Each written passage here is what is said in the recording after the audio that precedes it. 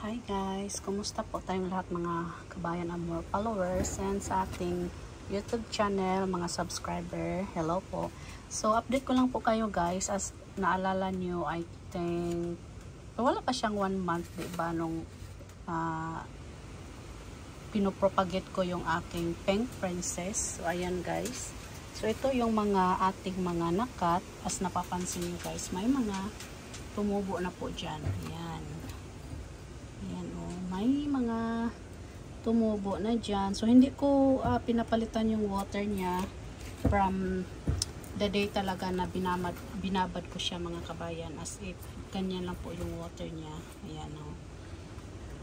Yan, successful po yung ating mga water dyan. Propagation. So, yan yung ating Pink Princess. And then, this one naman is ito yung ating Anderson Red. Ayan, yung mga dahon is ano pa talaga, buhay na buhay pa yung dahon guys. Ayan. So, ito naman yung kanyang update guys. Medyo madumi na nga yung ano niya, water. But, as nakikita nyo guys, so ayan o. May mga tumutubo na rin siya. And, na mga bagong ano. So, yung white po is kandila po yan mga kabayan kasi ginamit ko ang jar na ito. Lagyan ko siya ng kandila. So, ayan guys. Ayan, may mga tumubo na dyan na bagong ano, yan o. Bagong puno. So, pwede naman na siya ilipat kasi may mga bagong roots na po dyan guys. Pwede na siyang ilipat natin sa pot. Ayan. So, nag-arrange kasi ako ngayon guys. I think 1 week hindi ako nakapunta dito. So, ayan o, marami tayong mga nililinis. Nandito pa rin yung ating string of bananas. Naka 2 weeks na ata siya dito guys. And then, yan po yung ating head ng Philodendron pincoborens. Yan, so mayroon tayong mga arrangement. So, nag-aalis ako ng mga dry na dahon. So, mayroon akong mga inalis ko na yung mga established dyan na propagation ko guys. So, ito pala yung top head ng ating Pink Princess. Ayan guys, nakikita nyo may bago na siyang tubo.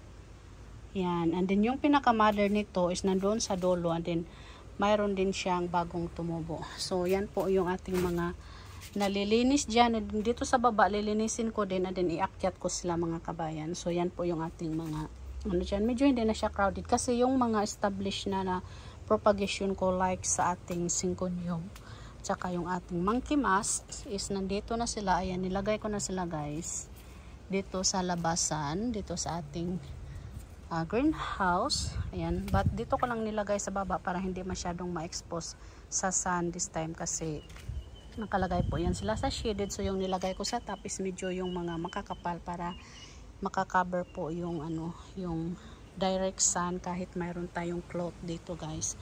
Yan yung ating Philodendron na silver sword. Yan, established na po sila. And then this one yung ating syngonium Maria, Blood Maria. Yan siya guys. And dito naman sa baba, dito ko nilagay yung aking syngonium na pink allusion. Ayan, sobrang ganda nila mga kabayan. And then na-post ko na ito sa marketplace kasi pwede ko na siyang i-for sale. Very established na siya mga kabayan. Yan. So, dito ko siya nilagay sa baba kasi ayaw kong maano siya sa sun. And then, nilagyan ko siya ng cloth dito sa dalawang, sa second shelf para hindi din masyadong direct if ever magdidilig ako guys yung yung mga soil kasi hindi maiwasan may mga soil na madadala sa water. So, at least hindi masyadong So, ayan. Ang ganda. Ayan, so pinost ko na ito for sale, $10. And then mayroon akong mga inquiry guys. Ayan, ganyan siya kalash, diba? Sobrang ganda. Kaya medyo na hindi na masyadong crowded yung aking lagayan doon ng na ating bagong propagation kasi dito ko sila nilagay sa labas. And then this one is ito yung Purple Delights. Ayan, pinugot ko siya kasi sobrang haba na. And then, ayan, may mga tumubo na siya dyan, guys. Ayan. So, sobrang dami ko ng mga Purple Delights. And look at this one. So, ito din yung ating bagong propagation ng Peace Lily. Dyan ko muna siya nilagay sa baba.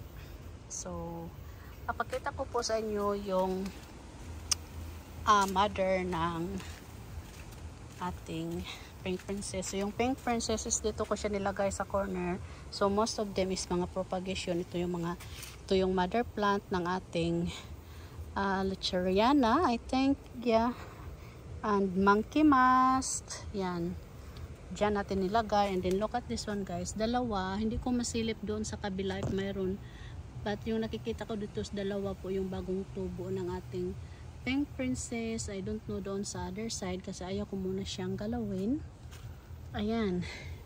And dyan ko nilagay yung ating mother plant din ng ating Princess of Orange or Pink of Orange, whatever philodendron is that. So, ayan. Dyan.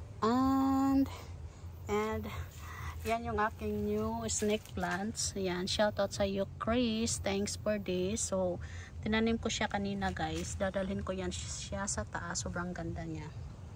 And yeah. Yeah. And this one yung mother ng ating Pink Princess. Pink Princess. Pink Aloysium na Syngonium. So ito yung mother. Tingnan nyo. Ang ganda, diba? Sobrang ganda. Then yung mother ng ating Maria. Hindi na siya masyadong red. Baka ano siya pag expose sa sun. Kasi original talaga na color niya is ganito. Yan. Ganyan yung color niya. Na kaya pinangalanan siyang red blood Maria kasi parang red po yung color niya guys. Ayan. And this one yung aking ghost plant. May ano naman may butterfly doon. So maraming butterfly na pumapasok dito guys sa aking greenhouse. So ayan, propagation. And ito yung ating propagation ng ating money plant. Ayan. Sipilea, money plant. And yung ating watermelon. So nilagay ko yung watermelon dito sa labasan kasi parang ano sila doon sa madilim. Ayaw nila sa madilim. So yung mother ng ating watermelon, yung sobrang lush, papakita ko rin sa inyo. Dito siya oh. So ayan, yan po yung malaking pot ng ating watermelon guys. So, naalala nyo, hindi ko siya inalis, kinakat ko lang talaga. So ganyan na po yung kanyang tubo for now. So ayan, dami kong gagawin kasi matagal ko silang hindi inaasikaso guys. Ayan. And this one, nahiyang siya dyan. Naaachi ako.